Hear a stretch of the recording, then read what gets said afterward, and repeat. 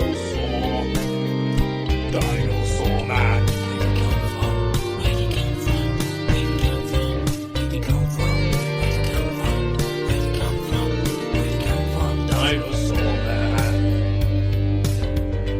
Hello and welcome to the Dinosaur Man podcast. I'm Andy Hughes. I'm here with Alex Hudson. It's Podmas time. Ooh. There's no need to be afraid. Oh wow, we've never had people turn off so At quickly. Podmas time, Yeah? we let in light and we banish shade. Okay.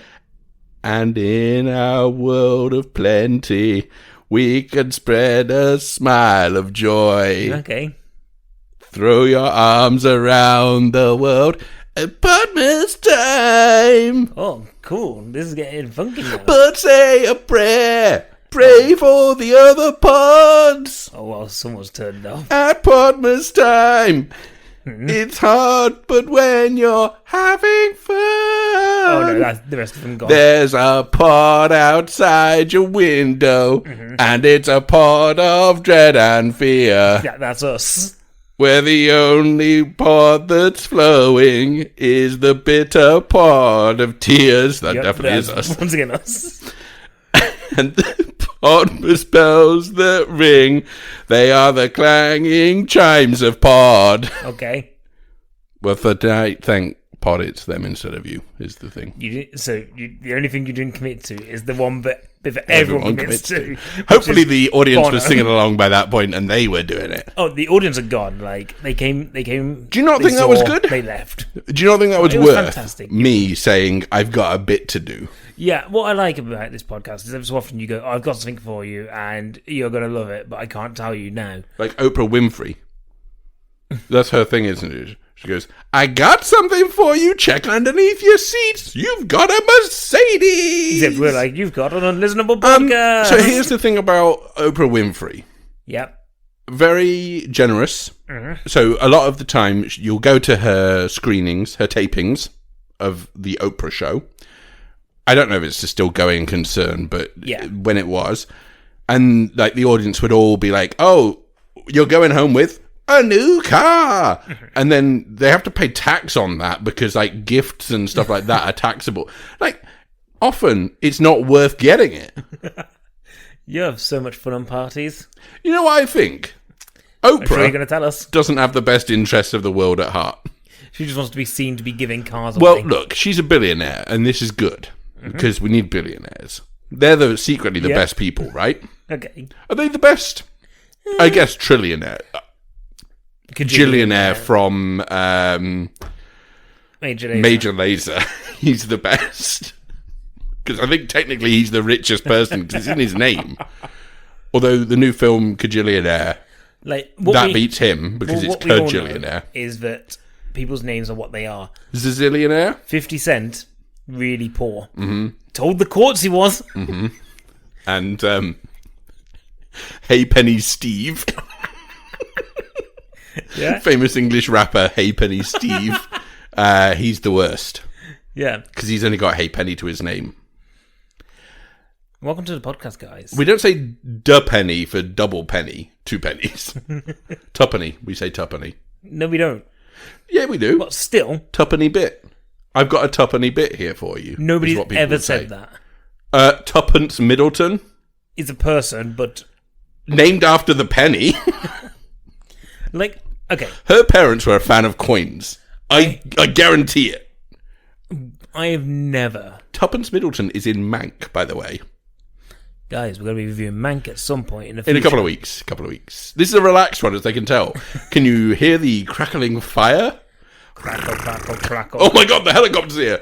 Get down! Get down! Is this too much of a tangent? What does that sound? Dingle, dingle, dingle. Dingle, All the dingle, podcast dingle. listeners leaving again. The sleigh bells of Santa are coming. Okay, is he flying down or not? Oh no, the attack helicopter just took him out. Oh, Santa. Now we have to take up Santa's role. Oh, And no. I'll be honest with you, my sleigh license got revoked. So I hope you know how to drive this thing. I hope this has... Otherwise, I'm riding Rudolph to every house. I hope this has slabelizers. So, good. I think they actually do make that joke in the Santa Claus, though. So, Good, but also 1995 I'm good. still going to sit here proud as punch. Guys, it's Christmas month, and we thought, Judy doesn't get a lot of credit there, does she? What? Proud as punch, but what about Judy? Okay, yes, you're right. This is unlistenable. Call it off. Can I just say now, Punch and Judy, problematic, right? That's the hardest take I've ever heard. I've never heard anybody say Punch and Judy. And you know is what? I'm an problematic. ally of Judy's. Guys, it's December.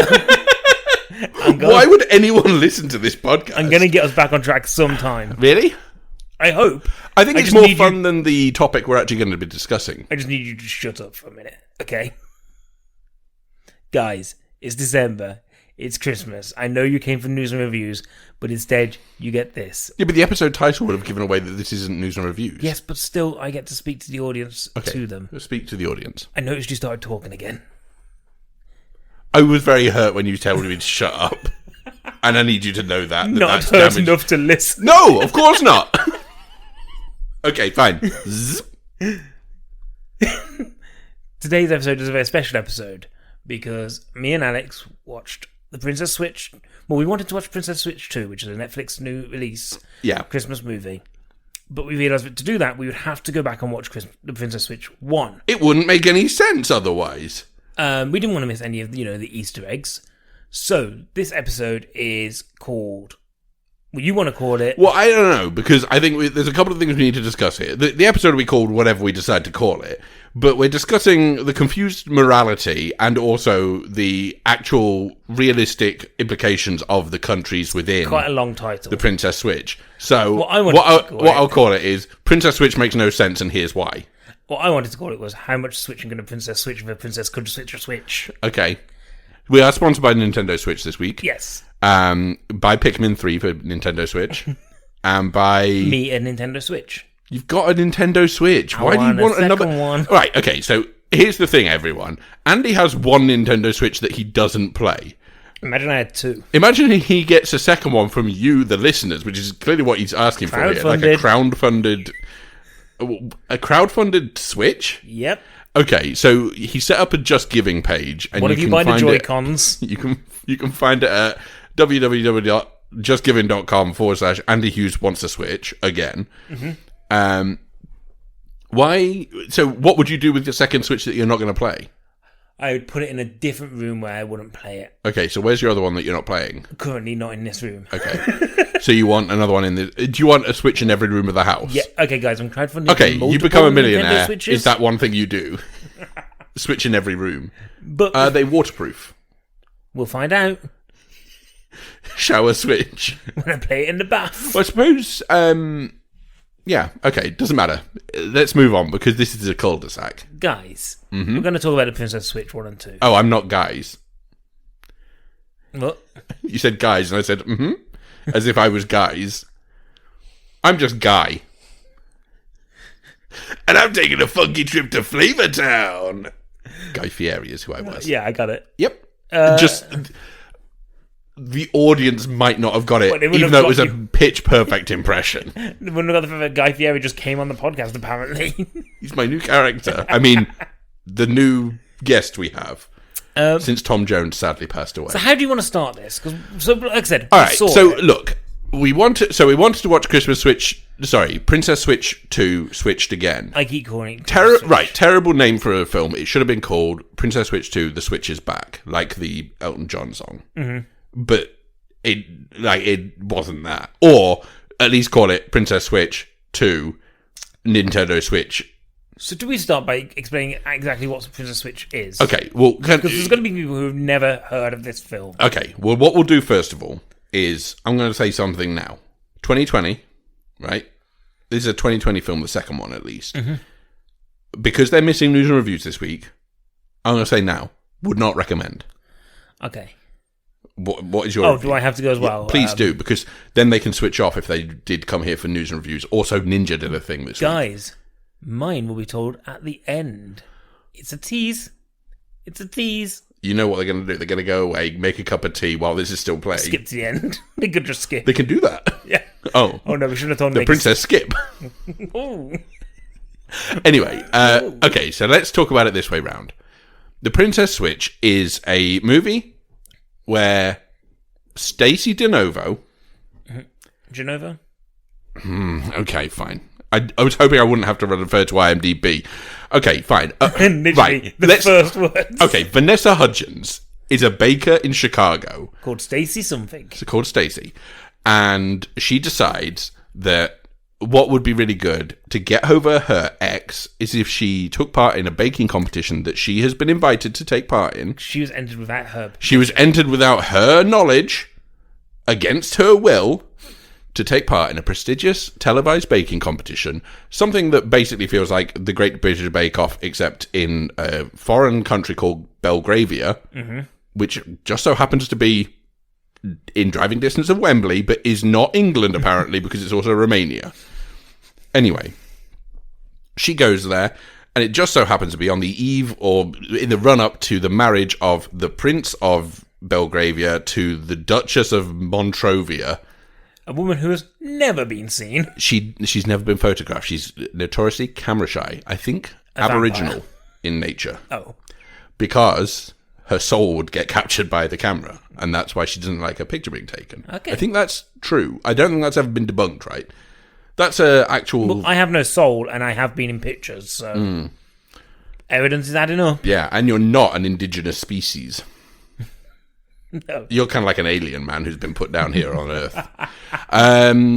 So, anyway, it just so happens that she bumps into her at the baking competition backstage. So, Stacey bumps into the Princess of... I mean, they both bump into each other, so it could work either way. Two Vanessa Hudgens meet. Yeah, okay, sorry. This unphotographed woman has never been seen, looks exactly like Vanessa Hudgens' character, Stacey, the baker from Chicago. And you know she's from Chicago because she wears a hat that says Chicago on it. Big problem, I think. Anyway, they decide that what would be good is the Duchess wants to get a feel for the people of this country. She wants to live a real life. She just wants to see... She wants to live with the common people. She is Jarvis Cocker. And Stacey DeNovo or whatever her name is very much Damon Albarn. And and they decide to switch for just a couple of days while the prince is out of town taking care of some diplomatic relations with Spain. So Spain is a real country in this film. Two countries that definitely aren't are Monrovia or wherever. It's not Monrovia, is it? Montanaro, where she is the Duchess of, and then Belgravia, this country that this prince lives in.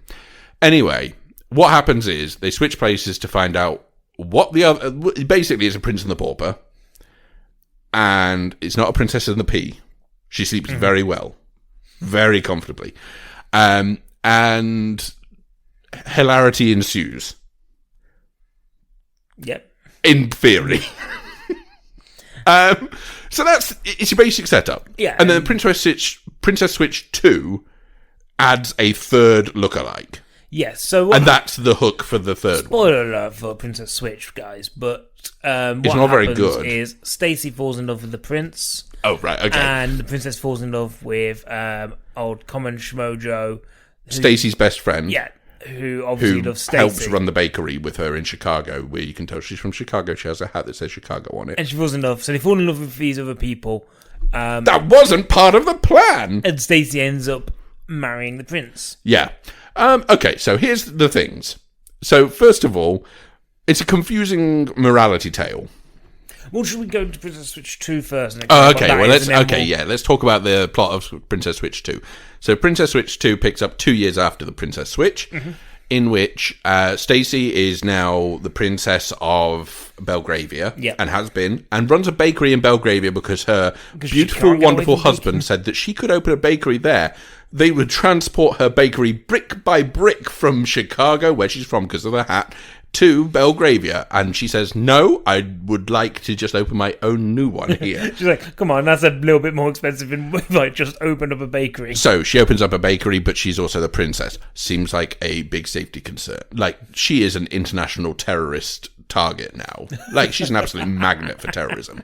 But, however, the Duchess Margaret, yes, from the first film, her relative, who is the king of Montenaro, dies, which leaves her as next in line to the throne because someone else didn't want to be the because of king reasons, or something. guys. I don't know. And so she is about to be crowned as Queen of Montenaro. And invites Stacy and her prince husband across for the wedding. Also invited is the baker man who she broke up with in Kevin. the years in between the two movies. Yeah, Now, they were dating, and then they broke up about 6 months ago. But he when goes she along to found out support that her. she was going to have to be queen. So they all arrive in Montenaro for the coronation. However, also there is like a socialite version of Margaret Delacour called... cousin, I'm going to say Pippi or something like that. also played by Vanessa Hudgens. Yeah, so now you've got a three-way, like a Mexican standoff of different Vanessa Hudgenses. So you've got The great thing about this Stacey film- the baker and princess, Margaret the soon-to-be queen, and Poppy or whatever. The great thing about this film, guys, is that Vanessa Hudgens gets to play throughout this film American Vanessa Hudgens, British Vanessa Hudgens, And different British. but then also gets Fiona. to play Vanessa Hudgens being an American playing in English, and an English playing an American, but also an English playing a different English. Yes. And it's a lot of fun, guys. It's a lot of fun. Okay, so Andy's overselling it. It isn't as fun as you'd think. But smart, because 3 paychecks for old Hudgens. 4, because she's also a producer.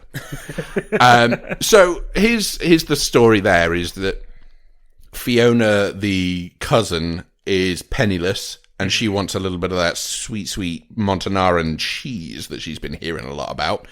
So she decides to switch with the Queen, donate a large sum of money to a charity that she invents, although hasn't actually done that. But will do. And to an offshore bank account, and then she will then leave, never to trouble them again, and let the Queen take over again, and no one will even know, even though the Queen will say, I got abducted the day before I was supposed to be crowned. By someone who looks just like me. By someone who is a direct familial relation, who I know very well and can tell you where they live.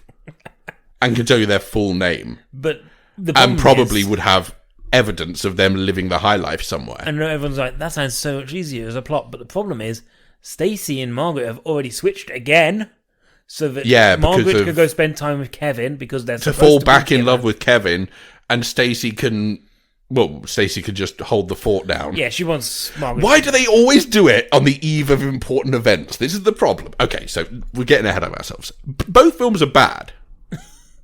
I think that is correct. You didn't enjoy these films, right? They were great fun. No. I had so much fun. Incorrect. No, you didn't enjoy these films. You enjoyed me having a breakdown at these films. The first one I had a breakdown because I was very worried she was going to get caught. Second one, I wasn't worried that anyone was going to get caught. I was hoping they'd get caught so we could just end the film. Your anxiety was through the roof during that first one. So, would not recommend for both. Just That's in kind of case. the plots, guys. Okay. Now, here is where the problems sit. So, let's go back to Princess Switch 1, the first Switch. Yeah. So, Belgravia seems to be a country that is tiny, from what I can tell, because we only ever see two locations. We see the Market Square, and we also see the Palace. That Market Square is the capital city. The other thing I will say is that we do see the famous Wembley Studios. Yes. But as you know, Wembley is not in Belgravia, it's in England. And is in northwest London, so this has to be within driving distance of northwest London. I know you got caught up on this, right? It's in Romania. It's clearly Romania. You got caught up on the fact that Wembley is in England. Yes. But you didn't think the fact that, there is a Portsmouth in both the UK and the US. Maybe it's just a country that, Belgravia is just a country that England went and, as they want to do, they went on their merry little travels and went, oh, by the way, we now own New Belgravia. You go, have some places. Have some places. Ain't no one naming things after Wembley. I can understand it with, important places and everything. Wembley is not that important. It's one of these things that drove me mad about this film. I noticed. Because I couldn't get my head around the fact that this has to be within driving distance of Wembley. It has to be. Yeah, Wembley, Belgravia, not Wembley, London. Oh my God. If that's the thing, if that's the problem, then, Maybe there's a simple answer to all your frustrations. Okay, fine. Let's. Why we keep saying though that it's Romania is because we found a thing that said it was all filmed in Romania, and there are definitely some extras who get some speaking roles who are Romanian as hell. Okay, so the confusing morality of the first one is basically this: Kevin, the assistant baker to Stacey, falls in love with Stacey because he thinks she is still Stacey, but even though she's Margaret now. Yeah, but he falls in love with the spontaneity. Also, I don't think Stacey's painted as being that uptight. The interesting thing about this is that even before they went we use that term loosely. There was a relationship between Kevin and Stacey from where they have been friends for many years, and they've known each other for 12 years. Obvious that Kevin holds a candle for Stacey. Yes, even from the start. Because his daughter asked, oh, by the way, second film, the daughter's different and I didn't like it. And, so he's already in love with Stacey. So that when Stacey comes into his life again, or at least when they're in Belgravia and he's there with Stacey, and Stacey's suddenly then looking at him differently and it starts kind of flirting. Like she's never seen him before. And they start, getting close and they kiss. He thinks he is doing that with Stacey. What he doesn't realise is the reason why Stacey has suddenly changed from this whole "you're a friend, you're like a brother to me" to "oh, I actually want to get in your pants" is because that's not Stacey anymore. That's Margaret. So he still all this time believes he's in love with Stacey, and Margaret has come along, and then at the end is like, "oh, by the way, it was me the whole time." And this is the problem: is that the only reason that they get together in that film is because of these new advances that Stacey, aka Margaret, in disguise, is making on Kevin. Margaret in disguise. Hudgens in disguise. Anyway, so that's the thing that tips it over for him, and he's just like, "Wow, let's go for this. I'm in love with you." Yeah. So he's not in love with Margaret. He's in love with the idea of Stacey being this way. But he's in love with Stacey, importantly. That's 12 years of friendship that is built up, and this guy is horny as hell. We know that. And look, we're not going to... the first scene in Belgravia... the question. Kevin is hot. Yeah. Kevin's a beefcake. All-time classic hunk. Like, you see him Hunkiest topless. guy in Belgravia. You see him topless and you're like, whoa, that's a man. Yeah. In the second one, he's got a beard, guys. He's got a beard. And then he trims it down to designer beard, and it's honestly, even better. He looks good with big beard. He looks good with no beard. So Kevin is a good-looking... I don't want to kind of stick on this point, but I feel we need to just say... The prince is ugly. I'll say it. The prince is ugly. Everyone, absolute horror show compared to Kevin. No, so here's where the problem comes, is that when you base your relationship off the fact that for 12 years you've known someone and you're horny as hell for them, because that first scene when they get to Belgravia and they get to the accommodation and they go in and you see him and he says, "I'm going to go into my bedroom now," and he goes in, then off screen you hear him say, "I'm horny as hell and I don't care who knows it." He just screams it out the window. And then Stacey sort of looks at the kid and goes, "Gulp." I hope that has nothing to do with me. So we know that he's horny as hell because of that scene. Because he said it, yeah. Yeah, because he says, in the PG movie, he says, "I'm horny as hell and I don't care who knows it." I'm not going to take it anymore. Yeah, and then you just hear him run into the bathroom and lock it very quickly behind him. We know what he's up to in there, and it's not having a monster dump. And he hasn't got a beard in the first film, so we ain't shaving. Yeah. If he needs to shave, he did it clearly on the flight over because he's clean shaven when they arrive. Not a hint of stubble. How about that? Because he's a handsome man. He knew. It's because he shaved as they landed at, well, presuming Heathrow. Although, can you imagine that wind chill of Belgravia on your freshly shaven beard? Yeah, Belgravia looks like a cold place, mainly because it's Romania. Is Christmas all the time. Okay, so that's my big issue with the film, is that Kevin is not in love with Margaret. Despite what the film wants to tell us, and should never end up with Margaret. He should end up with Stacey in a loveless marriage because Stacey doesn't love him back. Because Stacey goes after the ugly prince instead of the classic beefcake hunk. Yeah, like, come on, if you're going for any of them, you're going for Kevin. Because, guys, I don't know if I mentioned this, but he's Kevin, a dreamboat. He's a dreamboat, and he's pulling into port, and I'm boarding that ship. I tell you what, he's baking a big slice of hotness cake. You gonna go for beefcake again? Oh yeah. Yeah. Well caught. After the fact, it's the thing. Like they meet these people for like 2 days, and like in 2 days, the prince falls in love with Stacey because he's never been next to a woman before. He's never met a woman. Well, importantly, he hasn't met Margaret properly before this. He's met her a couple of times, but not properly. But also, I do think there's a fact that he has never met a woman. Oh, yeah. Like, and there's that scene very early on where he goes into the royal bathroom and he says, I'm horny as hell and I don't care who knows it. And then we actually see him just jacking it. Well, no, there's that scene where he just looks down at his now erect penis and being like, what is this? Yeah, he looks at it and goes, get him out of here. He calls Frank, the servant. He's like, Frank, something's happening. We should also mention at this point that Frank is played by, if you don't have the money for Tom Hollander, you get this guy.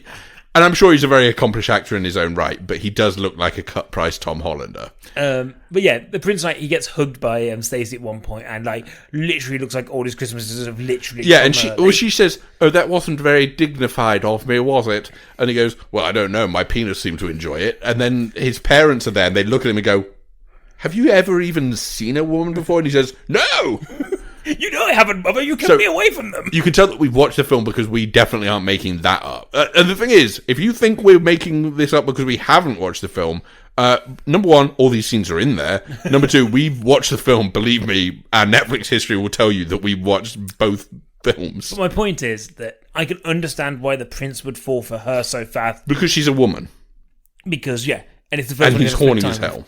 And, you know, Stacey has got quite this kind of vibrance to her. Mm-hmm. And I can understand why Kevin would fall for Margaret pretending to be Stacey, because he's in love with Stacey. So, yeah, and this is the point I'm getting at. So Stacey, I can understand why she falls for the prince, because he got money. Do you think that's it? Do you think it's just skin deep as that? She likes the fact that he can be giving. Like, he can do a lot of good. And I think she's actually a good person at heart. Mm. And he's actually a lot more of a person that she would give him credit for. Yeah. And I think there is that kind of thing.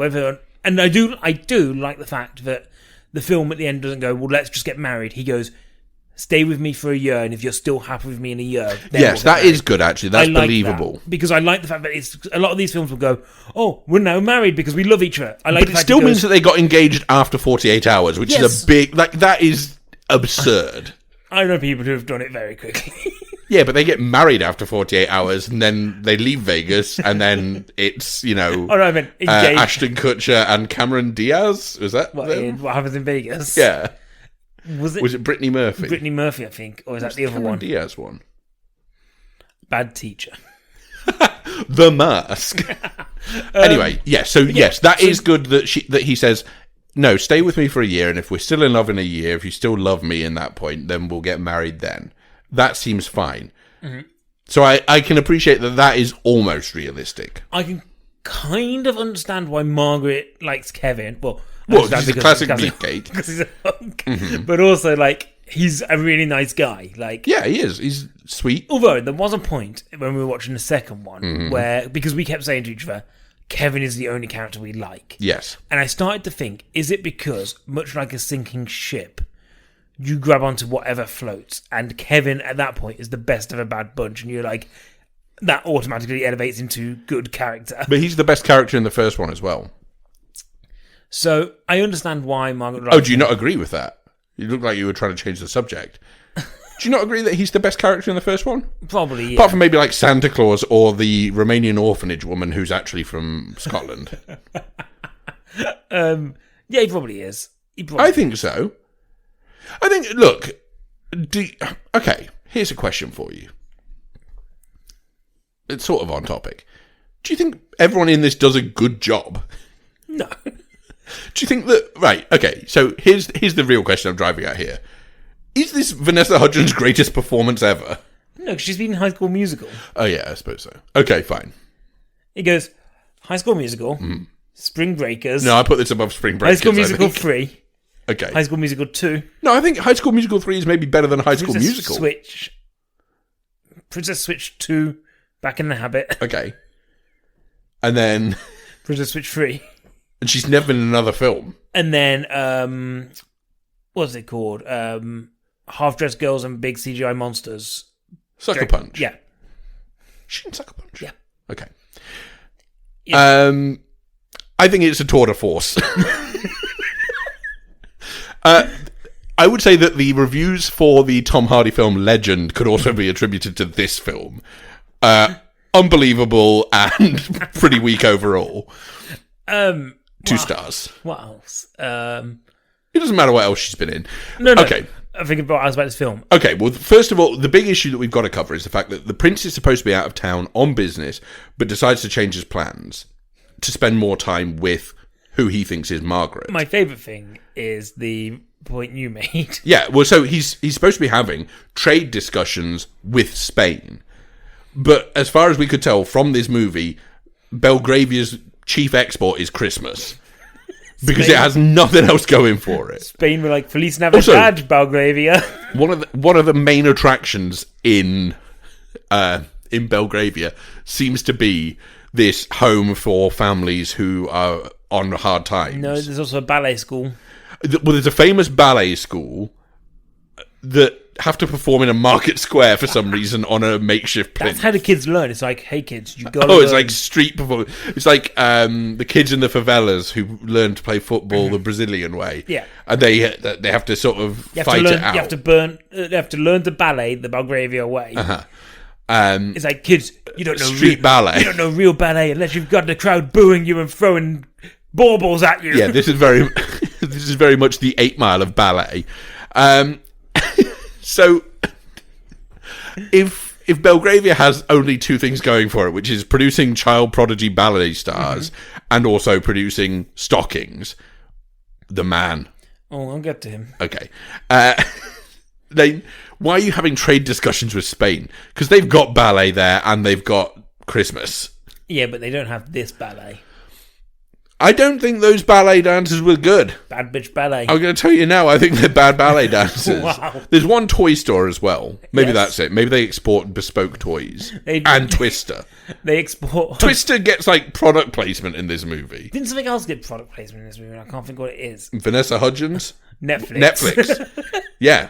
They literally watch a movie on Netflix. Okay, guys, so they watch a movie on Netflix. So they watch it, and the only thing that's on Netflix, apparently, is Netflix originals, because clever marketing. Mm-hmm. But they watch literal Netflix, and they watch the film from the year before. A Christmas Prince. Christmas Prince. Now, in the second one, the characters from the Christmas Prince are at the wedding, the coronation, which means that original Netflix film is a documentary in this universe. And I think in our universe, I think, because Belgravia is real, remember? It's near Wembley. So it must mean that it is a documentary because they're there at the wedding. Mm-hmm. So, sorry, at the coronation, yes. So they've watched a film with these 2 characters in it, and no one at the coronation goes, these people are the ones from the... Well, no one has seen it. That's the thing. Nobody's watched that on Netflix. Apart from Kevin and Margaret. It was their favourite as well. Like, that's the thing. It's their favourite film. But also, isn't it the thing that they only rated it 4 stars on Netflix? Netflix had only rated it 4 stars, which is weird. Like, surely you'd be like 6, if anything.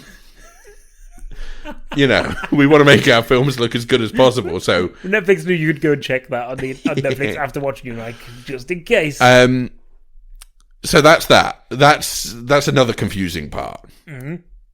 But also, yes, there's this extraneous character who straddles both films. Yeah, I don't like him. Who... They never explain him. So... He's a character who sort of seems to be some kind of Christmas angel, a bit like what's his name in It's a Wonderful Life, Clarence Clemens. He's a bit like Clarence Clemens in that he's a Playing the 6'7" saxophonist.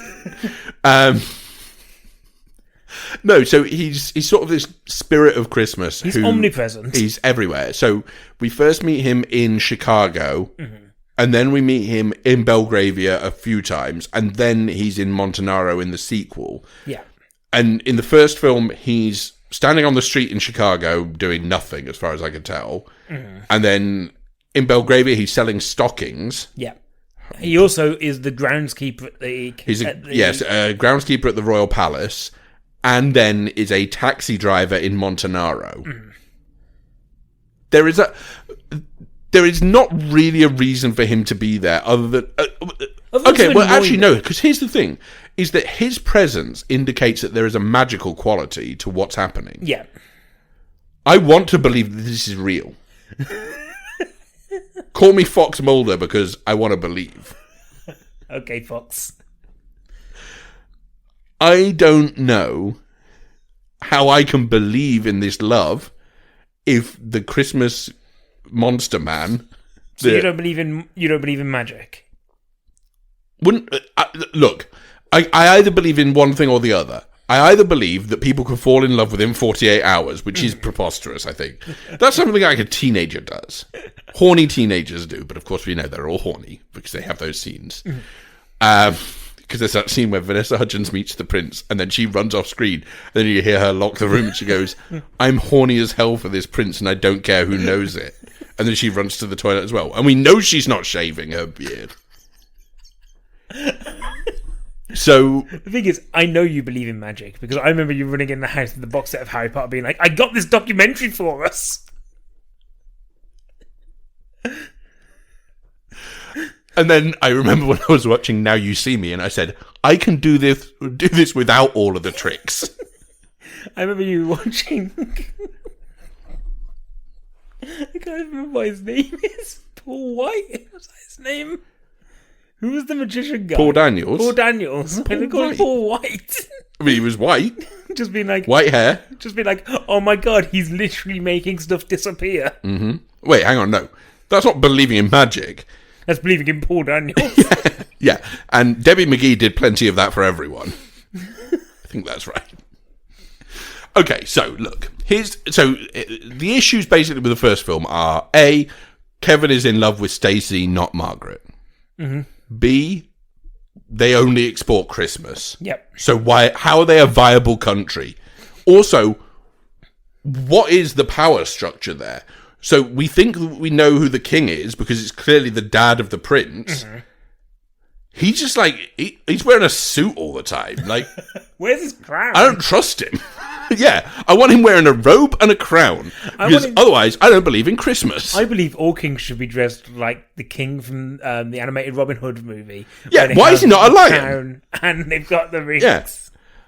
He needs to have A, 15 rings on his fingers. B, a crown. Basically, what we're saying here is... fur and a mane. Thanos was the closest to being a king. Yeah, and he was hairless.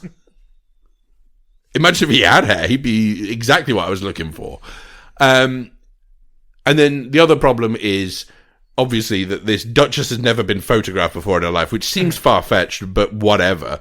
But also, at no point does she ever really freak out that she's found someone who looks... But that's because she knows there's people who look like her. Because she's met her cousin. But it also implies that she doesn't know that her cousin exists by that point, because she goes, oh, you look exactly like me, how strange. And then works out that there's a relative who banged someone in Chicago 10 years ago. Okay, more than that, obviously, because, Stacey's at least 30-something. But also, in the sequel, at the point when the cousin takes over and takes the place of Margaret and tries playing this fast one off, oh no, I am Margaret, you are trying to fake it. Nobody seems to recognise who it is. Like, no. Nobody seems to go, hold on, oh yeah, that's probably the other person who looks exactly like me. Even though she's doing stuff that is completely at odds with what we know about Margaret by that point. And this is the problem, is that the second film can't live up to the standards of the first film, which is sad, really, when you think about the standards of the first film. Yeah, it's an incredible miss. Because what it tries to do is have its cake and eat it too. And then also have a second cake. And guess what? It's full after the first cake. And so was I. We had to watch these on separate nights because there was absolutely no way I could have handled both in one. The first one gave me anxiety because I was actually worried about them being caught, and also I was concerned that Kevin was with the wrong woman, which I still believe he was. The case. But the second one is just like out and out bad. in a way that the first one isn't. I think the first one's bad, but the second one is stupid and bad. They switch places, and what you get is like one scene of Margaret as Stacey with Kevin, where they go, "Oh, we're going to make this." Can I say this? She's not a threat. She's not an antagonist. Who? Fiona. The Duchess. Because it's dealt with so fucking quickly. Like, none of it has any consequence. Everything in the second one happens so quickly and is almost dropped immediately. Like, Anton is the worst character. We know that because, he's... Antonio Rossi, who speaks with the most English accent I've ever heard. And also, just so you're aware, Montanaro is in England, and we know because of the plugs! Okay, so there's a point where someone unplugs a karaoke system, and it's got a British plug. And you know that we, in Britain, got one thing right in our entire existence, and that thing is plugs. The only thing we got right. If you... Right, put us toe-to-toe with any other country's plugs. Yeah. And we'll beat the shit out of that country. Because we have good plugs. 3 prongs, strong prongs. 3 strong prongs. Less popular band. That's the campaign. 4 non-blondes is what I went. I saw. That's the campaign we went to European Union with, and we said, we're leaving. They went, why? We went, because nobody's accepted no one adopted like, 3 prongs. You didn't adopt the euro. Well, you didn't adopt the plugs. Okay, I'm going to say this now. I'm a Brexiteer when it comes to plugs. Because let's get our brilliant plugs away from those godless bastards who are using 2 prongers. So, yeah. And America, I'm looking at you as well. Oh, yeah, America got it wrong. Yeah, America got it even worse because they're flimsy prongs, because they're the flat edge ones. At least with the Europeans, they got the little cylindrical plugs. You got 2 prongs. Over here.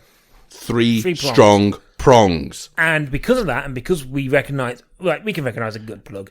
When somebody holds a plug up and it's a British plug, we know now Montenegro is Britain. Either that, or they're our only ally in this plug war that we're on.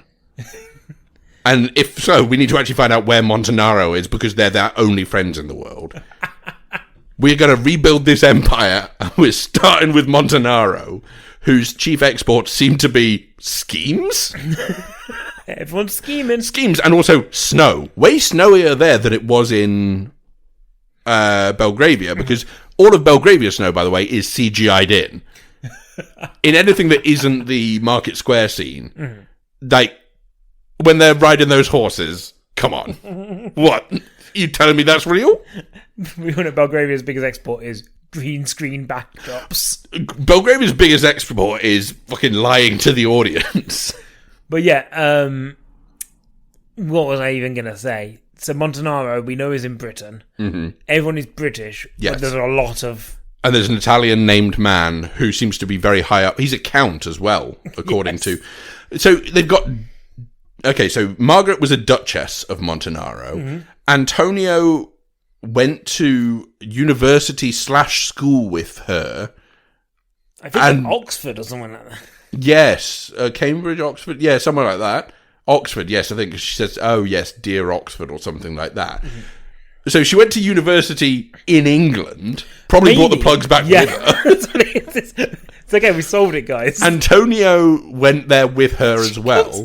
She holds a press conference and says, guys, I've been to university in England. Look at these plugs. And everyone went, wow. What we know is it's a radio-only press conference because there's never been any photos of her taken, remember, at that point.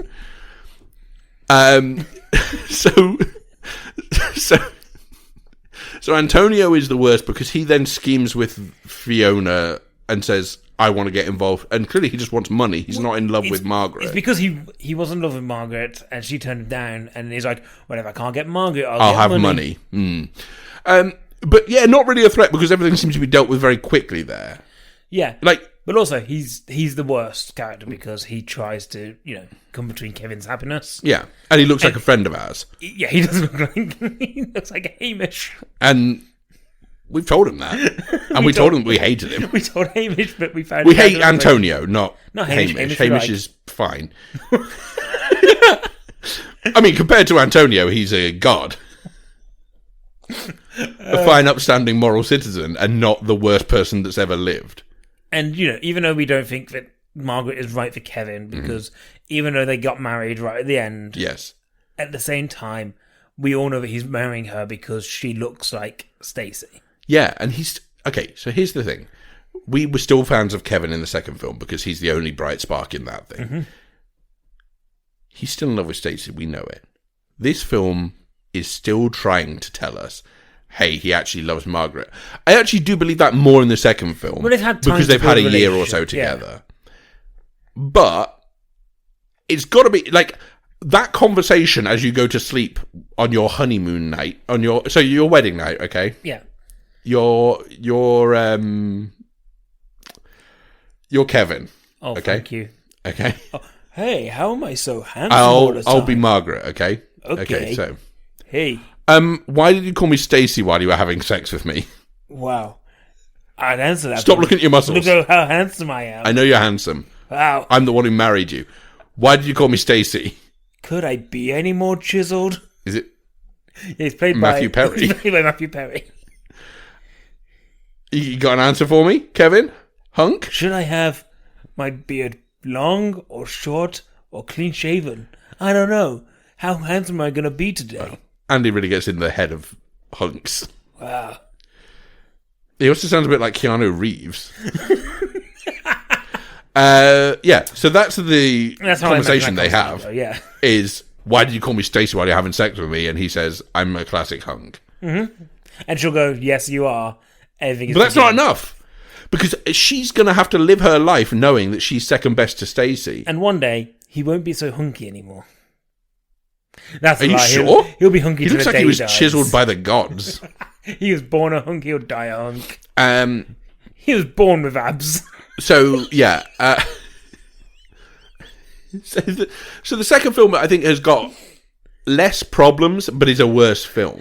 No, it's got one big problem, which is well, the one big problem is that no one expects the villain to be the villain, despite her being the only possible villain. Mm-hmm.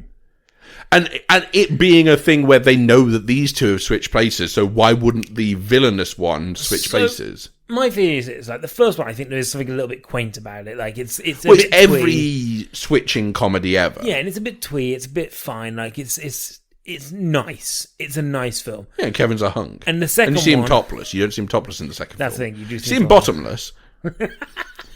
He's just hanging dong in the second one, and you're just like, all right. That's a good dong. Okay. And the second one, it's because they have to feel they have to do more. Mm. It loses that kind of niceness that the first one has. Yeah. And because of that, the first one feels a little like bit of a nasty film. Okay, the first one feels like a Christmas card. Mm-hmm. You've seen it before, the design, the pattern. Okay. Here we go. Okay. The first one is a family Christmas card. Like it's a picture of you and your family all stood together, and it's sent to all your family members. And they're all standing in the same place that they would normally stand in any other Christmas card. And the second one is the same photos, but after the divorce. Yeah. Yeah. Like, you're there like, I know that he'd want us to be happy, and he's sending us these pictures because he's sending us every year, but at the same time, it just looks a little bit empty and sad now. Why has he photoshopped Mom out? It's the same picture from the year before, yeah, but Mom's photoshopped out. Exactly right. That's what the second one is. Princess Switch 3 has been announced. Yes, and I've got a theory with what they're going to do with it. Do you want me to float it here? Yeah. Kevin finds out that he's got a double. Imagine double Kevin. And he's even hunkier than he is. That's not possible. And then presumably Margaret leaves Kevin for new Kevin because he's hunkier and that's the only thing she cares about. Well, the thing is, Vanessa Hudgens... Oh, and by the way, the daughter's different in this one as well. Vanessa Hudgens already said she won't do 4 switches because she said it was already nightmare enough to do 3. 4 paychecks. 5 because she's a producer and also now writer-director. 6 paychecks. Would you watch a third one? I feel like I have to now. I've spent 3 hours of my life watching Princess Switch movies, which is something that at the beginning of the year, tell you what, at the beginning of November, I didn't know was a thing. And one of them had been out for 2 years at that point. Yeah. So to say that I'm now committed to this franchise is an understatement. Mm-hmm. I'm engaged with it in a major way. Major waiter. Weak. If anyone knows Kevin, the guy who plays it. Yeah. Should we find out what his name is? Can somebody find out who he is? get in contact with him and see if he'll come on the podcast. What do we want him on? Yeah, I want to speak to Kevin. We kind of just trashed the films he's in for 2 hours. Yeah, but we love him. Okay, so we're looking for Nick Sagar, who is also in Ill Manners and The Queen of Plan the B? South. The Plan B movie, yeah. Okay. He's also in Princess Switch. Yeah, I got that and one. Princess Switch Saw 2. that one. He's in Supergirl as Rip Raw. Shadowhunters, The Mortal Instruments. Is that the one where the town eats each other? No, you're thinking Mortal Engines. Mortal Engines. Well, he plays Victor Aldertree in that. Come on, mate. Try with your names. So, yeah, somebody's got to know this guy. He's in Holby City. He's English. Is he English? He's got to be. He's been in Holby, yeah. They only... Hold on. Hey, Google. Nick Sagar. Where was he born? Nick Sagan was born in Boston, Massachusetts, United States. Wait, hang on. Is it Nick Sagan or Nick Sagar? Well, this is when the listening gets exciting. Hey, Google. We all wanna know. Nick Sagar. According to IMDb, Nick Sagar was born as Nicholas Dewan Sagar. Where, though? But where? Where? It just says England. He's 1.8 meters tall. And, can I just say, I've completely forgotten what I was about to say there. Wow. From one sentence to another. My mind is trash. Okay, so what we know is, number one, he's a hunk. Yeah, somebody's got to know Number him. two, he's the best thing in this film. Somebody's got to know him, and I want to be one of those people who know him. Okay. You think that he'll just make your life better by being a hunk? I think just having a conversation with him would make... Basically, that's the way I feel 2020 will have a positive end. So this needs to happen in the next 3 weeks. By the end of this year, somebody has got in touch with Nick Sagar and at least got him to say, even if it's just like a little video saying, "Hey guys, it's me." Well, should we Nick find out if he's Sagar," on Cameo? And Would it mean less if I got him to do it on Cameo? If we got him to do it, then it'd mean less. I'm gonna find one out if of he's many on. listeners got Nick Sagar to say hello to us, then our year will be complete. Okay. And I feel that's the real Christmas Message gift. of the Christmas Princess Switch. The Christmas Switch, I keep wanting to call it. I Why keep don't they calling call it it Christmas Switch? Because it's about princesses switching. Well, the thing is, it isn't in the first one, though. Because she's a yet to be a princess. princess. She's a duchess. So if we, this problem is- okay, this is my main problem with the movie. If they did the Duchess switch, everyone would think Fergie should be the lead character.